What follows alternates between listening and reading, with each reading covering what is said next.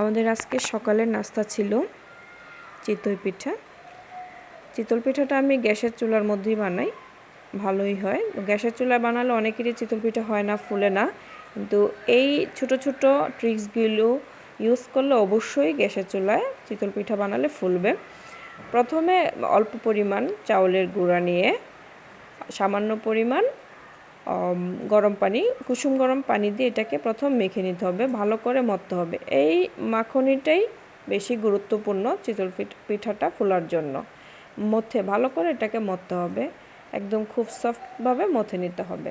তারপর যার যতটুকু পরিমাণ চাউলের গুঁড়া লাগবে ততটুকু নিয়ে নিতে হবে। আমি একেবারে অনেকগুলো চাউল ভেঙে ডিপ ফ্রিজে রেখে দিই, যখন ইচ্ছে করে খেতে তখন বের করে বানাই।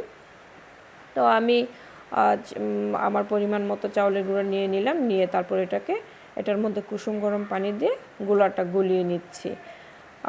এই যে আমার গুলা হয়ে গেছে। আমার গুলার থিকনেসটা হচ্ছে এরকম। ইচ্ছে করলে হাতেও গুলা যায়, এটা যার যেভাবে ইচ্ছে, যেভাবে সুবিধা ওইভাবে গুলিয়ে নেবেন। আমার গুলাটার থিকনেসটা দেখেন, ঠিক এরকম করে থিকনেসটা করতে হবে। বেশি পানি দেওয়া যাবে না, বেশি পানি দিলে আবার একদম পাতলা হয়ে যাবে। তো আমি চুলায় বসিয়ে দিলাম আমার মাটির তাওয়াটা।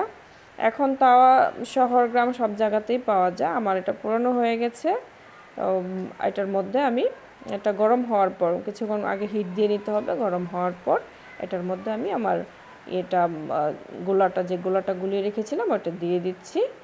দিয়ে পরিমাণ মতো করে দিয়ে, এরকম একটা গোল চামচ দিয়ে পরিমাণ মতো করে দিয়ে আমি এটাকে ঢেকে দিচ্ছি।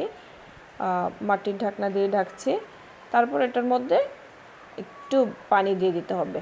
ঢাকার পরে একটু পানি দিয়ে দিতে হবে, আর পানিটা দিয়ে রাখতে হবে কিছুক্ষণ, 3-4 মিনিট বা 5 মিনিটের মতো রেখে।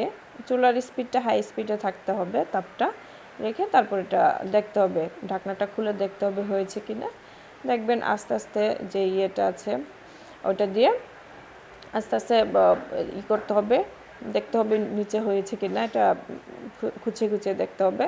তো আমারটা হয়ে গেছে, আমি তুলে নিচ্ছি। মোটামুটি ভালোই ফুলেছে মাশাআল্লাহ।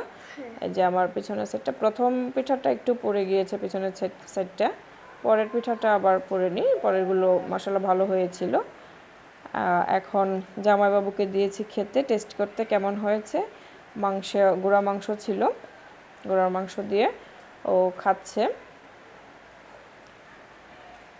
জিজ্ঞেস করলাম যে কেমন হয়েছে খেতে, খুব আয়েশ করে খাচ্ছে।